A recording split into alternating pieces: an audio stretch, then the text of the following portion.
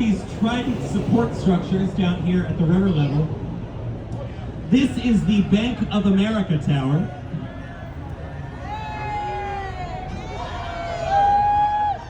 Don't worry, they're all learning about architecture too.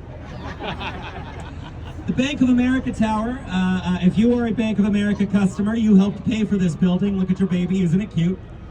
This is a contextual style building. I think it's having a very interesting conversation. This is the site of the former GGP building here in Chicago, which was a building that had a facade that only a mother could love. It was largely considered to be an eyesore, and there was not a lot of heartbreak when it was going to be torn down, but we like to preserve our history here in Chicago. So you look over on the river, at the river level, you'll see some metal that has kind of a vertical pattern to it. It has a different shine from the rest of the building. Those are sections of the facade of the former building that stood on this site. Meaning the Bank of America Tower is having a conversation both with its neighborhood and with its own past. We're entering Art Deco Alley with excellent examples of Art Deco architecture on both sides of the river. I'll start over here on your left-hand side. This is the Civic Opera Building, which went up in the days before spell check, so we sometimes call it the Civic Opera Building. The Civic Opera Building was designed to look like a throne. What you're looking at here on the riverside is the Opera House. It is the second largest opera house in North America, behind only the Metropolitan Opera in New York. The office towers that are on either side of that opera house make up the armrests to the chair, and then back on the street side you've got the tallest tower, which makes up the back of your throne. The man who paid for this building was a man whose name was Samuel Insull. He had a wife who was an opera singer, and the story goes that they lived in New York and she was finding no success as an opera singer. So they moved to Chicago, where he built her a throne for an opera house with its back facing east towards those snobs in New York. It is just a story, but it is just a story I like, so it makes its way onto the tour.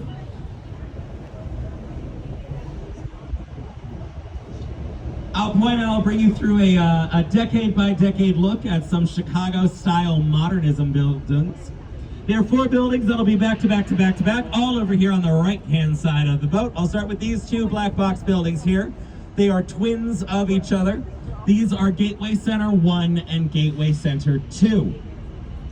Gateway Center 1 and Gateway Center 2 were completed in the 1960s, and they are in the style of architecture of a man whose name was Ludwig Mies van der Rohe. Van der Rohe was a German architect. He was a student and later the director of the Bauhaus in Germany. He would escape Nazi Germany in 1937, right before the war started, and he came to America, where he ended up running the Illinois Institute of Technology's School of Architecture.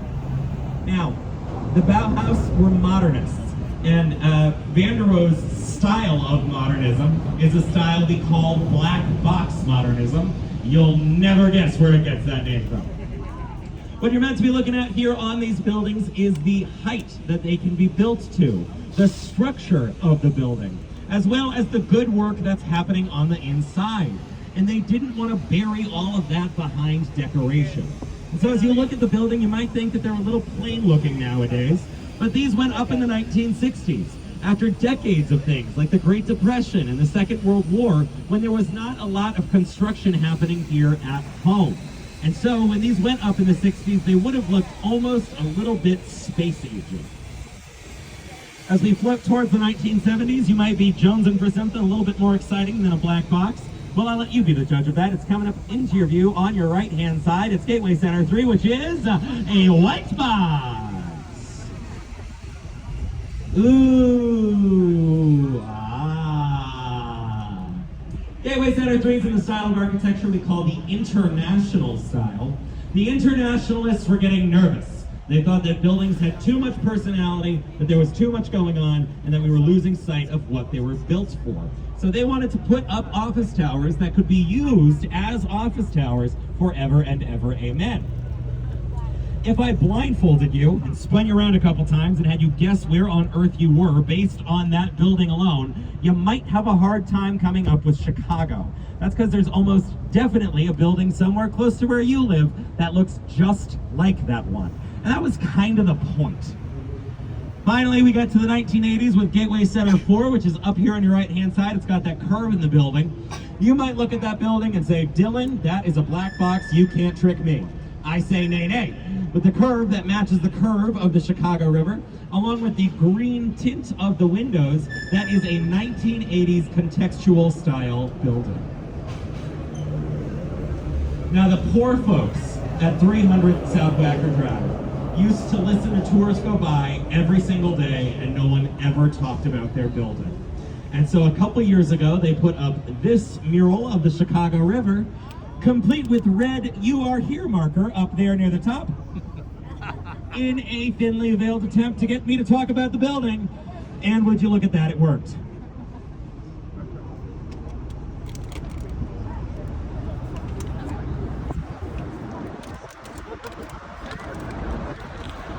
Coming into view over here on the right-hand side of the boat, you'll see another one of those Art Deco buildings with those inset windows into the Indiana limestone. Gives it that vertical racing stripe feature. This is the old Maine Post Office building.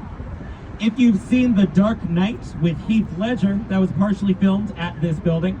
That opening bank robbery scene was filmed here when the Joker steals that school bus and joins the line of school buses. They are driving the incorrect direction down Van Buren Street. When the building opened, it was the largest post office on Earth.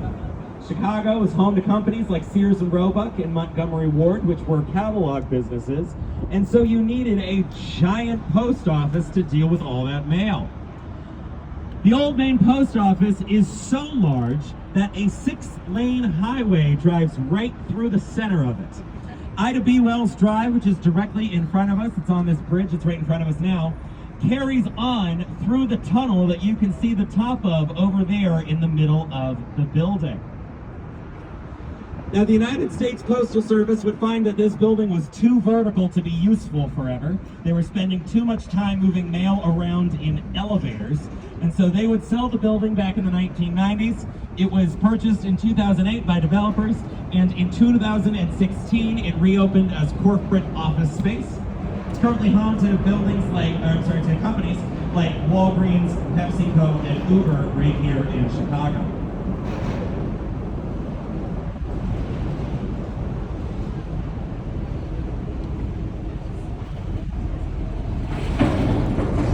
So I'll tell you a couple stories from Chicago's history that help define our skyline as we see